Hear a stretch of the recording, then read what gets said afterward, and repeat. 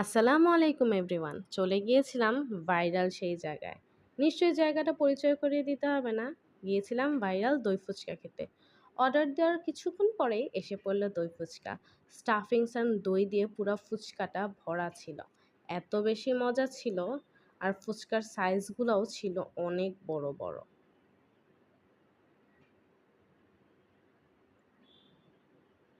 তারপরে একটু পর আরেকটু বেশি করে দই এনে খেলাম। এত বেশি মজা লেগেছে। So yummy.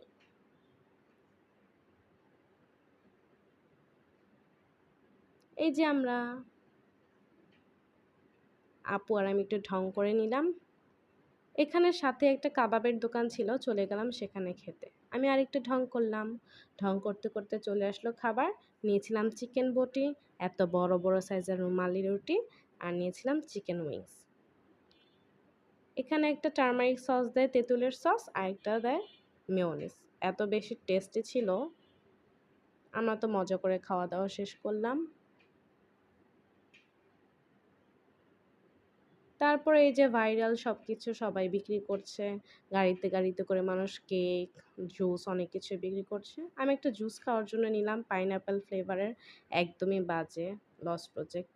একটু চা খেলাম আপু আর আমি। এরপর ছোলা খেলো ভাইয়া। এরপর আর কি, রাতের দুবাই দেখতে দেখতে বাসায় এসে পড়লাম।